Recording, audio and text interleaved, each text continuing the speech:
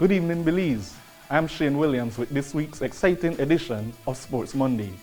Let's kick things off with the William Dawson Sprite Basketball Tournament in Ladyville on Saturday, as the Rising Stars try to shine their light on the Boulevard Ballers.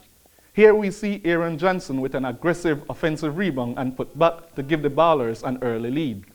This turnover by the Stars leads to an easy outlet for Joshua Bradley to put the Ballers up by 4. Godfrey Trapp swings this pass on target to Dean Maskell for a 3 to cut the lead to 2 in the third quarter. Dean Maskell takes this long rebound coast to coast for 2 more of his 11 points to lead all Star scorers. On this rebound, the Boulevard Ballers caught the Stars sleeping in daylight for a long outlet and easy basket for Antoine Palacio.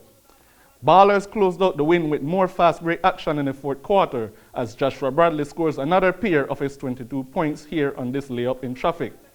In other games on Saturday, the Survivor Ballers got the W against Western Paradise. Tora Bora came up clutch in a 42-40 win over perennial contender Hard Rock. Francis Arana was amazing once again, scoring 23 points for Tough Enough to ease past 2.0 BZ, and Travis Gabriel led all scorers this weekend with 28 points for Class in their 18-point blowout of Boom Ballers. In Game 1 on Sunday in Lord's Bank, the Adventurers faced off with the G Assassins, and just like in the movies, the heroes overcame once again. Here we see Brian Kelly Jr. of the G Assassins picking off this pass, leading to a 2-on-1 break for his team-high 12 points. Tyrese Usher leads the response for the Avengers, driving through traffic and laying it up for 2. David McCoy cleans up this miss and scores off the offensive rebound. The G Assassins tries to cut into this double-digit lead with this quick attack by Shylon Ferrufino, but the Avengers quickly put any hopes of a comeback on ice with more fast break points by Antoine Warrior.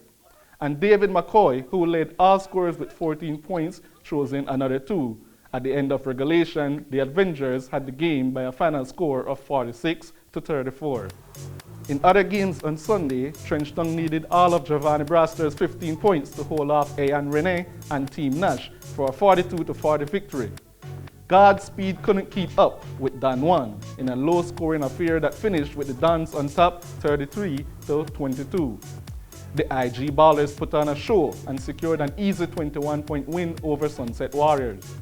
Devin Moody led a balanced approach for IG with 11 points, and in the last game of the weekend, the Warriors of Lord's Bank defended home turf with a 48-41 big win over the Reapers. Mark Hilton led the charge for the host team with 13 points. To close off, we end with the final tally of medals by Belizean athletes in the now concluding Central American Games. And good news from President Alan Sharp of the Belize Olympic and Commonwealth Games Association.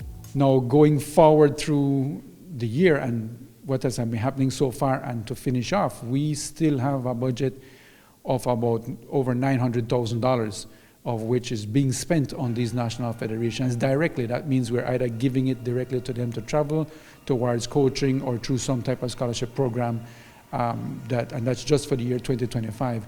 So we have been investing a lot in the national federations, and I think you are seeing the ball start to roll now with a lot more success with different federations, and we hope that can continue. We hope that the federations can continue to get assistance from ourselves, from government, or the Ministry of Sports, and on their own, private sector especially. We're hoping private sector will see that there's a difference being made not only at the elite level, but also at the grassroots level, that sports is growing, and so that the private sector also invests more. Well, folks, that's all we have for you tonight on this edition of Sports Monday. Until next time, keep balling, Belize.